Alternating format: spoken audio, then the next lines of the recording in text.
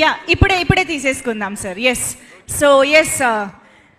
Shekhar sir తన team మొత్తం తోటి చిరంజీవి గారితో సహితంగా ఒక ఫోటో కావాలని కోరుకుంటూ ఉన్నారు with sir's presence. Yes Chiranjeevi గారితో కలిసి శేఖర్ సార్స్ టీం మొత్తం కూడా ఒక ఫోటో తీసుకోబోతూ ఉన్నారు along with of course Nagarjuna sir and Dhanush గారు.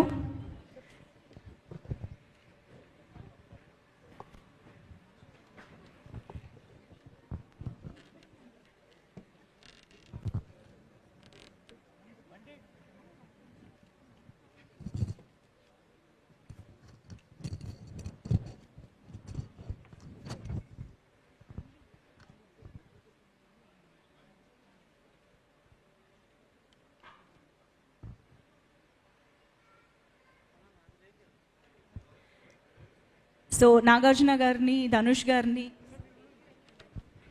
రష్మిక గారిని, దేవిశ్రీ ప్రసాద్ గారిని అందరినీ వేదిక పైన ఉండవలసిందిగా రిక్వెస్ట్ చేస్తూ మిగతా వారందరూ can please have your seats.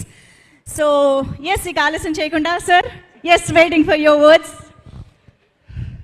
అందరికీ నమస్కారం.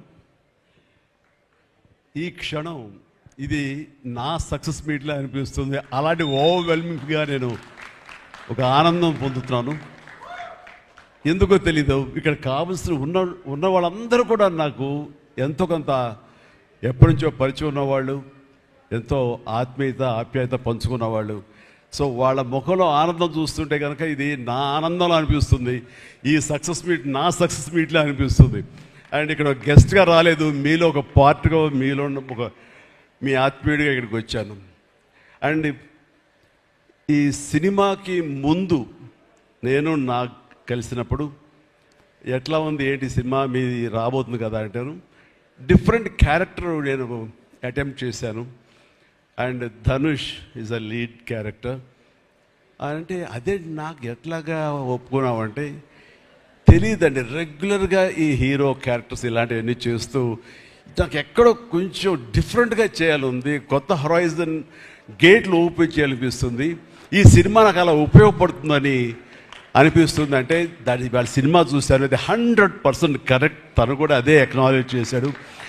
ఈ సినిమా తర్వాత ఒక 40 ఏళ్ళు ఉంటాను ఇందాక తను అన్నమాట వాస్తవం. నటుడుగా ఎంత ఎక్కువ కాలం మనం జీవిస్తాం అనేది తప్ప ఒక హీరోగానే పట్టుకుని ఇలాగే ఉండాలి అనుకోవడం అనేది కరెక్ట్ కాదు.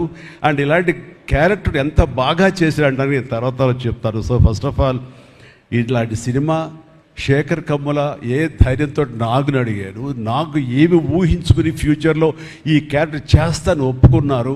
ఇదే ఫస్ట్ సక్సెస్ అని భావిస్తున్నాను ఈ సినిమాకి. ఆ తర్వాత ఇంకా ఈ క్యారెక్టర్ ధనుష్ తప్ప ఇంకెవరిని ఊహించుకోలేము. ధనుష్ ఒక్కడే దీనికి న్యాయం చేయగలడు. తన పెర్ఫార్మెన్స్ అనిపించింది క్యారెక్టర్ చూసిన తర్వాత. నిజంగానే తిరుపతిలో సినిమా చూస్తుంటే తిరుపతిలో ఓపెన్ చేసినప్పుడు కింద ఒక యాక్సిడెంట్ అయ్యే ముందు బెగ్గర్స్లో కూర్చున్నప్పుడు ధనుష్ అని గుర్తించడానికి ఆ పరిగెత్తేంతో నాకు గుర్తించలేకపోయాను. అంతగా క్యారెక్టర్లో యూ ఇన్వాల్వ్ సో మచ్. నీ గెటప్ కానీ అన్నీ కానీ సో అంటే అక్కడ తెలిసిపోతుంది తన డెడికేషన్ ఏమిటో ఆర్టిస్ట్ గారిది. అండ్ ఈ సినిమా ఇది నేను ఒక ఎక్స్పీరియన్స్ తప్ప నాకు ఒక సినిమాగా నేను చూడలేదు, ఒక వాస్తవంగా జరుగుతున్నదిగా అనిపించింది నాకు. అండ్ శేఖర్ కమ్ముల డీటెయిల్డ్గా నేను మిగతా అందరి నుంచి మాట్లాడే ముందు అసలు నువ్వేమిటి, నీ ఆలోచన విధానం ఏమిటి అనేది ఇట్స్ ఎంటైర్లీ డిఫరెంట్.